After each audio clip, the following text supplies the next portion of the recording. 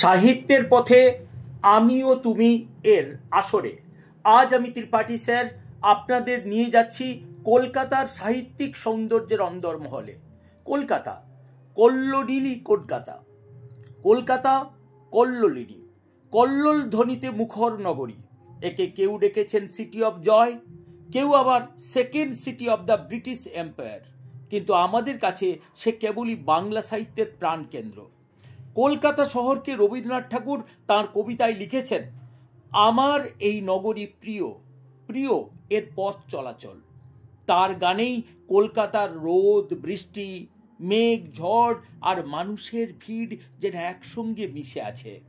কাজী নজরুল ইসলাম তাঁর কল্লোলিনী নগরীর চিত্র আঁকতে গিয়ে লিখেছিলেন, কল্লোলিনী, কল্লোলিনী, কল্লোল তব ঘেরা, অশান্তির রানী তুমি কলকাতা নগরী।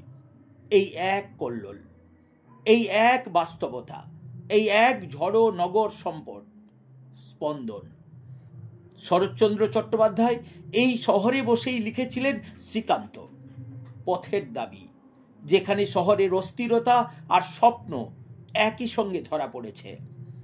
বঙ্কিমচন্দ্রের বঙ্গদর্শন প্রকাশিত হয়েছিল এখানেই, যেখান থেকে শুরু হলো আধুনিক বাংলা উপন্যাসের যাত্রা।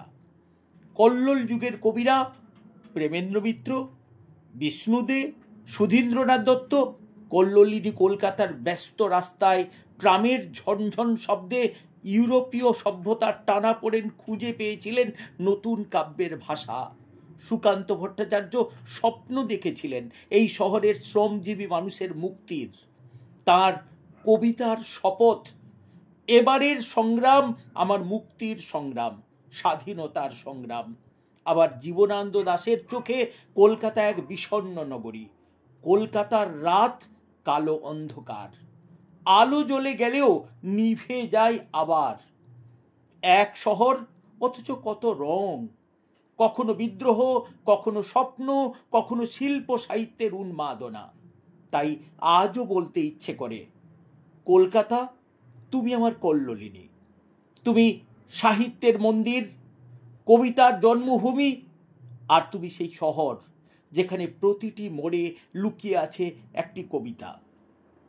কলকাতা, তাকে কি সবাই সুনাম করেছে? না, দেশ বিদেশের অনেক কবি অনেক সময় তার বদনামও করেছেন। তবুও আমরা বলবো, নিন্দে করুক যে যাই বলুক, উচিত কি মোদের কান পাতা, কলকাতা সে গর্ব মোদের, কল্লোলিনী কলকাতা। আমি ত্রিপাঠী স্যার আবার ফিরে আসব সাহিত্যের অন্য আলোচনায়। আজকের মতো বিদায় নিচ্ছি সাহিত্যের পথে আমি ও তুমির আঙিনা থেকে। নমস্কার।